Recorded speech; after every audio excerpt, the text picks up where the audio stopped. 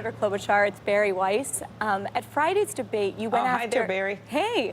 At Friday's debate, you went after Pete Buttigieg for being a newcomer without experience, and then Biden put out a blistering ad against him. I'm wondering why it is that the moderates like you in this race seem to be spending more of their time attacking one another rather than going after Bernie Sanders, who's really at the extreme and is very clearly, at least right now, the front runner.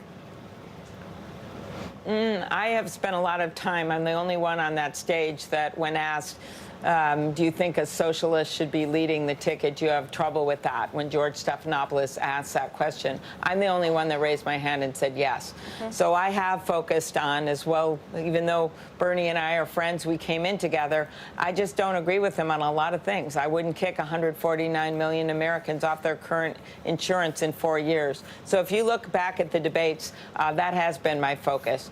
As far as the mayor, I have a lot of respect for him and his military experience and what he's done. But again, I have something else to offer. As I like to tease him, 59 is the new 38. I am a fresh face, but I've also been able to get things done in Washington, D.C. in that gridlock. And I've won, and it's not just talking points, I've won in rural areas, in red districts, bringing in Republicans, bringing in independents. And that is the kind of wide tent we want to have to take on Donald Trump. And in that poll you just mentioned, I beat Donald Trump by 6 points, more than 2 of my opponents that are out there already with a much more limited bank account. So I'm really excited about the momentum we're seeing. Hello, Senator Klobuchar. It's Megan. First of all, congratulations on everything. You've been working in cold New Hampshire, shaking hands and meeting people. And you clearly are making an impact, because one of my best friends called me after the debate and officially endorsed you, Clay Aiken. He's very excited to be on your team now. Yes. And Mike Bloomberg. I'm excited to have him.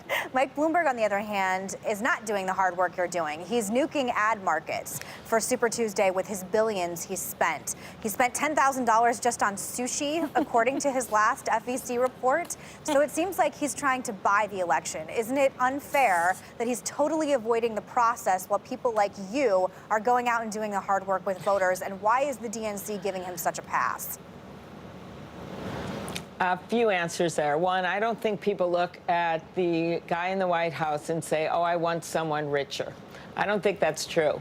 And one of the advantages to me, actually, is when he does get on that debate stage. And I think the early states are important because you're able to reach out to a smaller number of voters and actually meet them and talk to them. But once we get to the debate stage, I'm going to have a chance to meet him on an even playing field. I'm never going to beat him on the airwaves, but I can beat him on the debate stage. So that's got to be my moment, because, you know, he has billions of dollars. I don't have that. I rely on small donations at amyklobuchar.com. That's how we've raised all this money since the debate, from regular people. But he doesn't have to take money from any lobbyists. He gets his own money. I don't see that as buying the election. I know. I really